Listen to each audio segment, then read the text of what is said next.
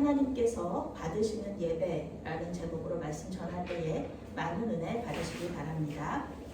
오늘의 핵심 주제는 하나님을 부르는 순간이 예배의 순간이다. 하나님을 부르는 순간이 예배 시간이다가 오늘의 핵심 주제입니다. 오늘 말씀은 믿지 않는 사람들에게도 유명한 이야기죠. 가인과 아벨 이야기. 형제 간에 다툼이 있거나 형제들 간에 갈등이 있는 그런 때에 항상 이 얘기가 나오죠. 가인과 아벨 같다. 이런 이야기들이 계속해서 지금까지도 나오고 있습니다.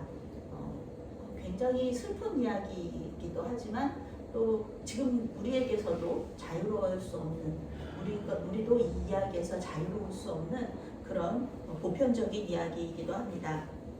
사실 창세기 4장에서 오늘 말씀에서는요, 아벨에 대한 이야기가 그렇게 많이 나오지 않아요. 그래서 그의 믿음과 선함은요, 신약 성경에서 이렇게 인정받고 여러 번 나오지만 사실 오늘 말씀에서의 주인공은 가인이다라고 이야기할 정도로 가인에 대한 이야기, 가인의 후손에 대한 이야기가 계속해서 나오고 있습니다. 그래서 전통적으로 오늘 성경 말씀의 제목은요, 형제를 죽인 가인의 이야기입니다. 창세기 4장은 예배로 시작해서 예배로 끝나죠. 가인이 동생을 죽인 이유도 예배의 어떤 사건, 예배 사건에서 일어난 이 일입니다. 그리고 마지막에 이제 셋의 자손이 하나님을 예배하는 것으로 끝나게 되죠. 하나님께서는 오늘 말씀을 왜 주셨을까? 예배를 통하여서 죄 가운데서도 끊임없이 관계를 맺고 또 은총을 베푸시는 하나님의 은혜를 또 전해주기 위해서 오늘 말씀이 이렇게 들어가 있는 줄로 믿습니다. 3절부터 7절 말씀 함께 읽겠습니다. 세월이 지난 후에 가인은 땅의 소산으로 제물을 삼아 여호와께 드렸고 아벨은 자기도 양의 첫 새끼와 그 기름으로 드렸으니 여호와께서 아벨과 그의 제물을 받으셨으나 가인과 그의 제물을 받지 아니하신지라.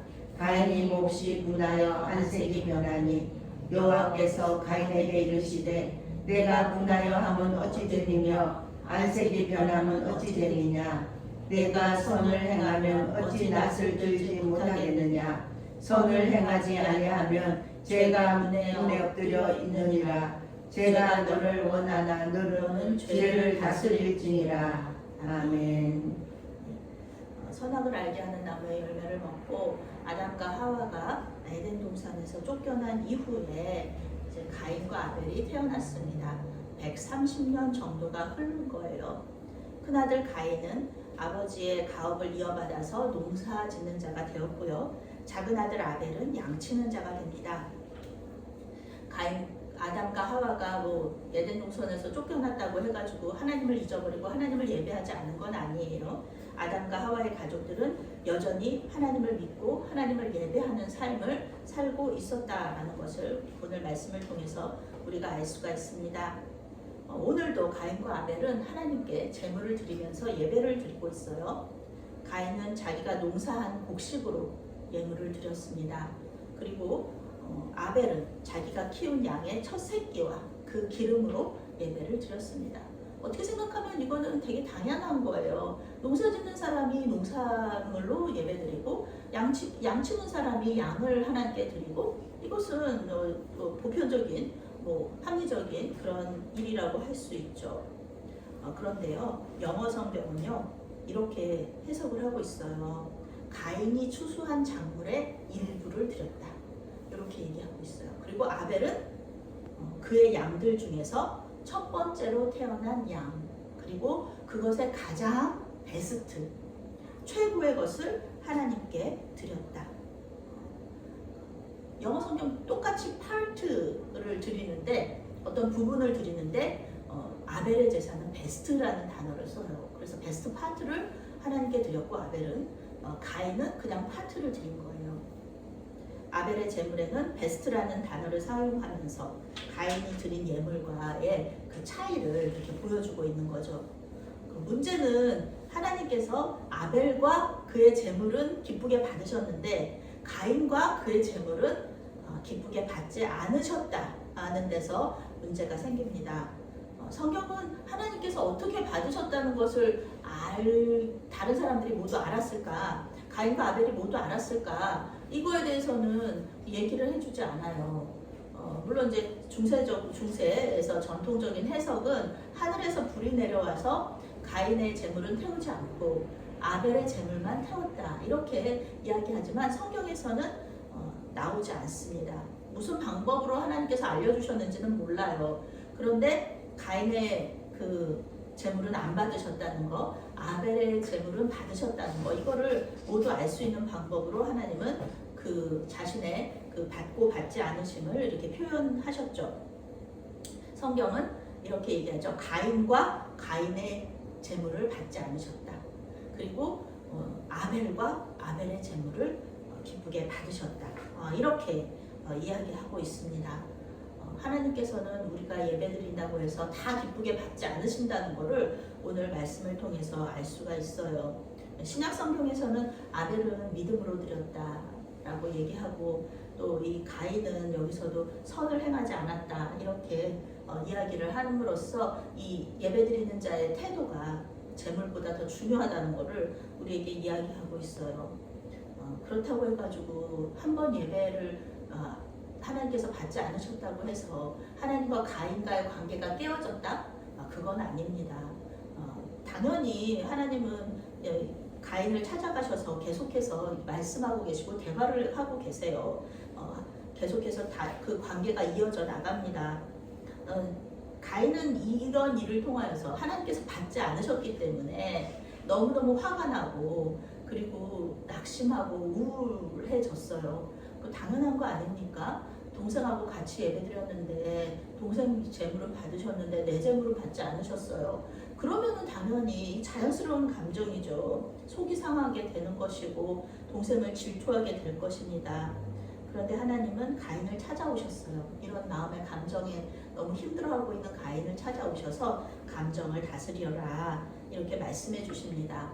하나님은 사자가 사냥할 때 웅크리고 때를 기다리는 것처럼 죄가 이 사람의 마음을 낚아채서 그 사람을 멸망으로 이끌어 가게 하기 때문에 너는 그렇게 되도록 내버려 두지 마라.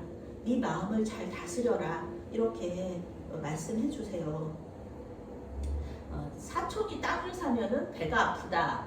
이런 속담이 있는 것처럼 다른 사람이 잘 되는 걸 보면은요, 우리는 기뻐하는 게 당연한데 사실 우리 마음이 그렇지를 못하잖아요.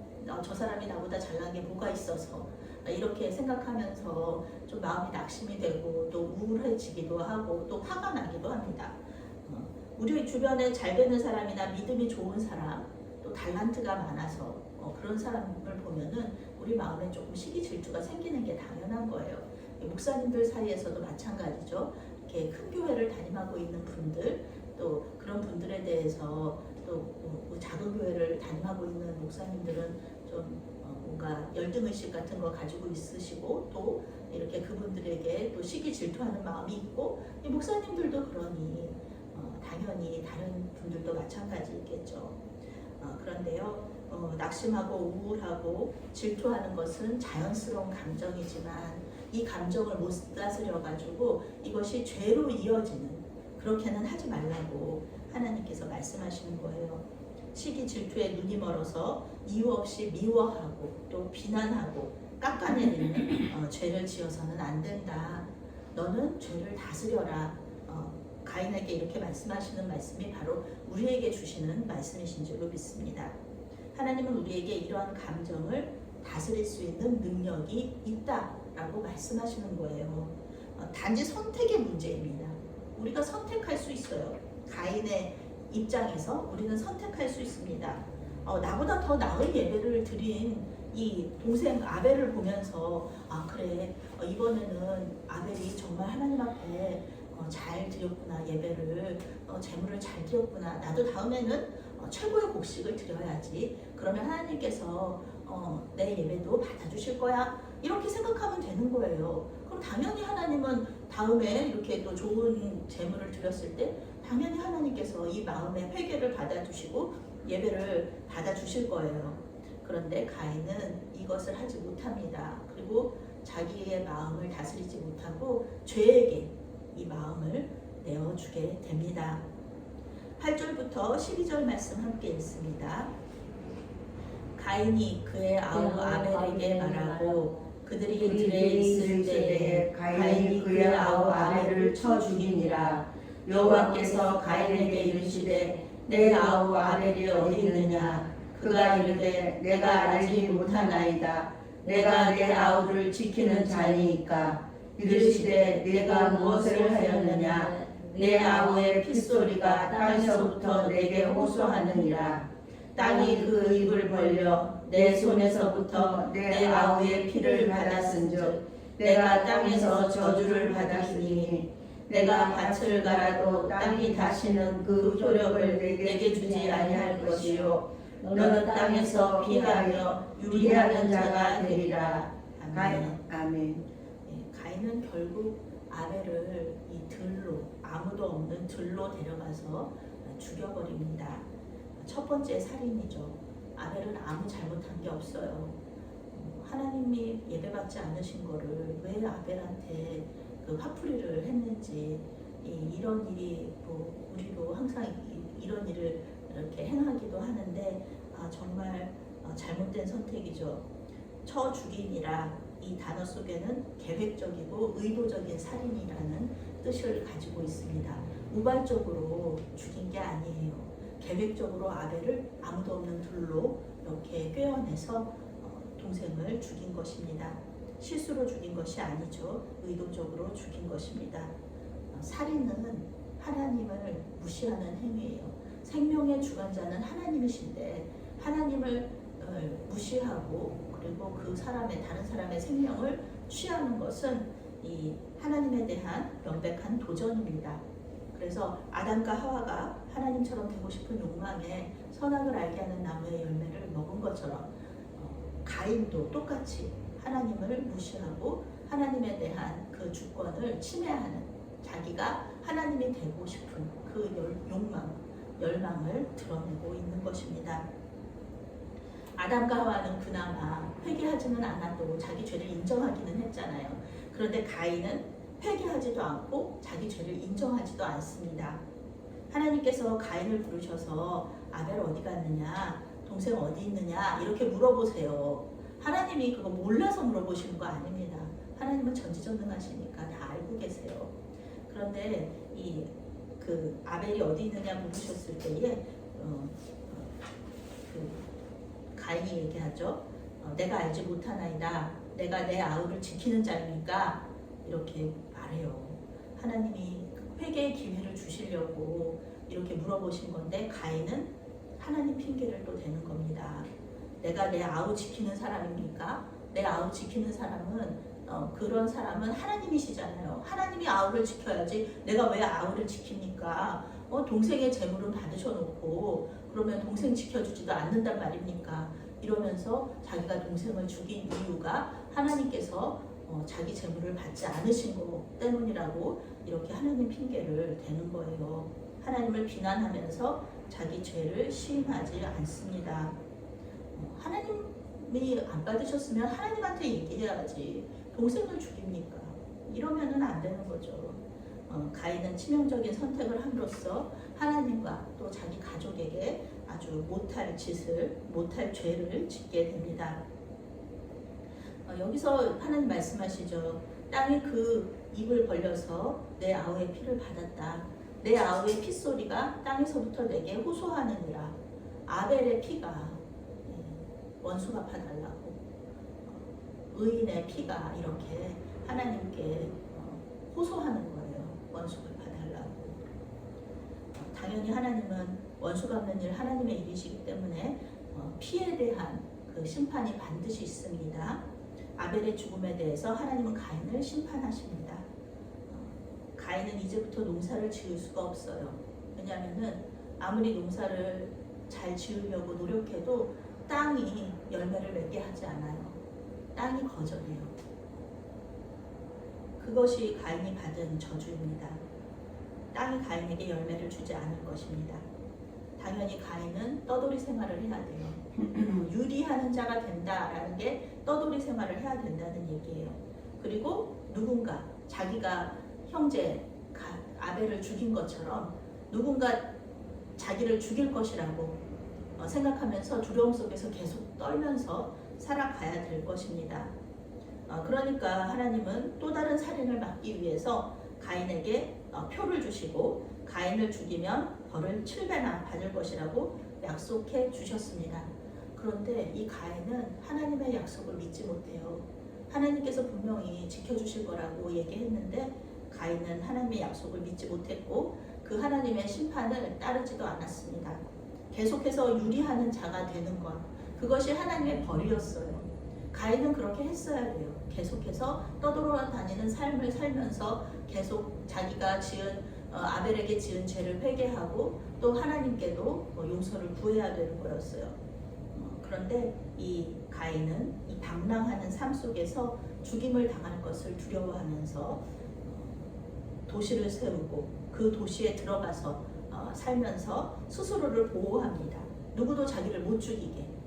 그래서 성 속으로 들어가는 거예요. 도시 속으로 들어가는 겁니다. 당연히 하나님과의 관계는 더 멀어지게 됩니다. 유리하면서 방랑하면서 매일매일 먹을 것, 입을 것, 또 잘 곳을 구하면서 하나님 앞에 기도할 때 하나님하고 더 깊은 관계 속으로 들어갈 수 있는데 그는 그 하나님의 심판, 하나님의 그 관계가 깊어지는 관계를 거절하고 도시를 세우게 되는 거죠.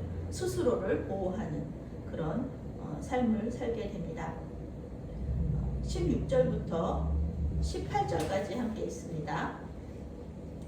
가인이 여호와 앞을 떠나서 에덴 동쪽 노 땅에 거주하더니 아내와 동침함에 그가 임신하여 에녹을 낳은지라.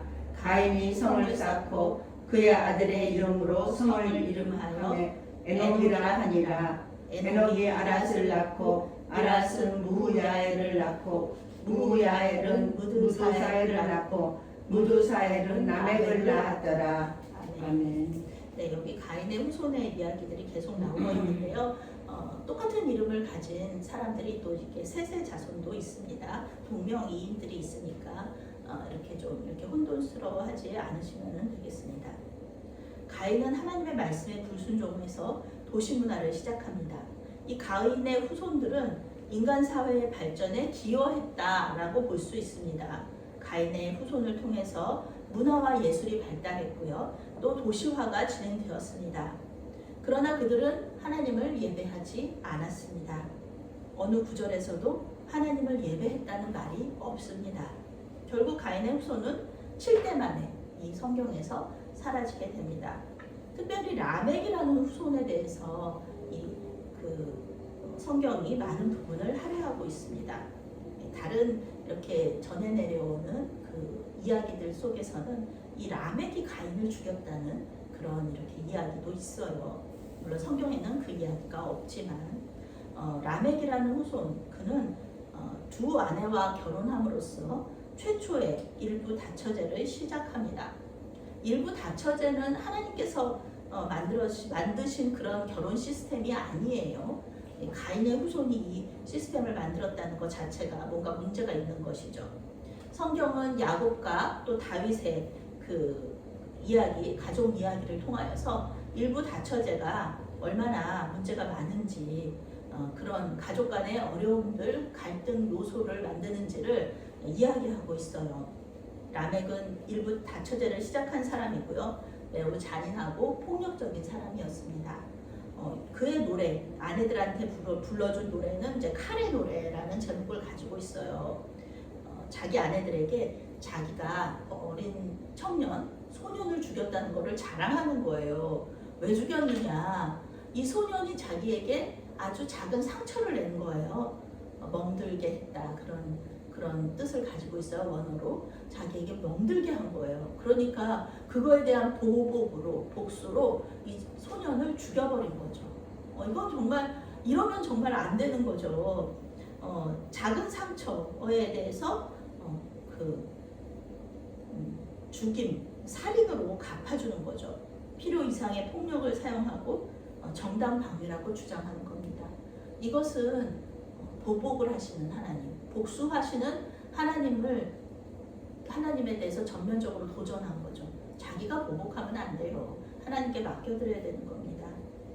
문화와 예술과 법체계는 사람이 보기에 화려하고 아름답고 합리적인 것처럼 보이지만 하나님께서 그 안에서 역사하지 않으실 때 어떤 것보다 비합리적이고 또 폭력적이고 또 더러울 수 있습니다. 이번 파리 올림픽에서 보여주었던 퍼포먼스들이 있어요. 믿지 않는 사람들도 많은 사람들이 비난했습니다. 프랑스 사람들도 그 퍼포먼스에 대해서 엄청 비난했어요. 왜냐하면 프랑스는 전통적인 카톨릭 국가거든요. 교황을 배출해냈단 말이에요. 그런데 교황을 배출한 그 가톨릭 국가에서 그런 이 문화와 예술이 그렇게 발달하고 관용의 정신으로 다른 문화를 존중하고 그런 나라지만 하나님께서 정해놓으신 선을 넘어갔을 때 그것이 얼마나 보기 싫고 아름답지 않은 추한 그런 퍼포먼스들이었죠. 많은 비판을 받았습니다. 하나님은 인간 사회 발전에 기여한 가인의 후손이 아니라 하나님의 이름을 부르며 예배하는 사람들을 통하여서 하나님의 역사를 이루어 가셨다는 것입니다. 25절부터 26절 말씀 함께 읽습니다. 아담이 다시 자기 아내와 동침함에 그가 아들을 낳아 그의 이름을 셋이라 하였으니 이는 하나님이 내게 가인이 죽인 아벨 대신에 다른 씨를 주셨다 함이며 셋도 아들을 낳고 그의 이름을 에노스라 하였으며 그때의 사람들이 비로소 여호와의 이름을 불렀더라. 아멘.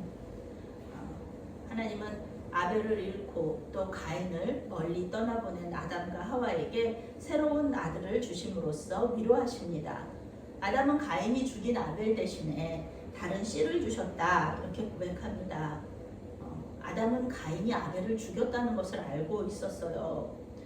부모님의 기쁨은요, 이 자기 자녀들이 사이좋게 지내는 거, 평화롭게 지내는 거, 그거를 부모님들이 기뻐하시잖아요. 그렇죠? 그런데 아무 잘못도 없는 아벨이 가인한테 죽임을 당했을 때 이 부모님들의 마음이 얼마나 아프셨을까요? 아담과 하와에게는 아주 슬프고 괴로운 일이었을 것입니다. 하나님은 아담과 하와에게 아벨을 대신할 아들을 주셨고 그 아들의 후손을 통하여서 예수님이 오시게 됩니다. 아벨 대신에 하나님께서 주신 아들의 이름은 셋입니다.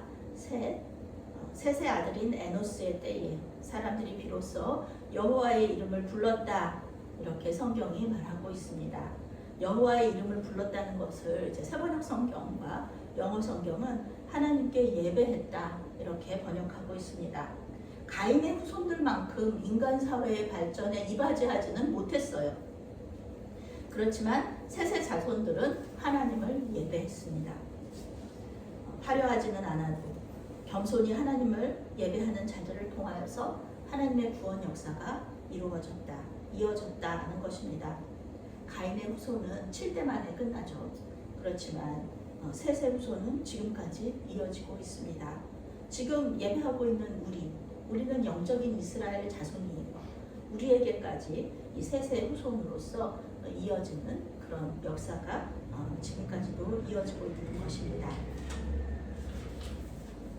우리는 때때로 이 가인과 아벨의 모습을 할 때가 많아요. 때때로 가인처럼 형제를 시기하고 질투하고 미워합니다.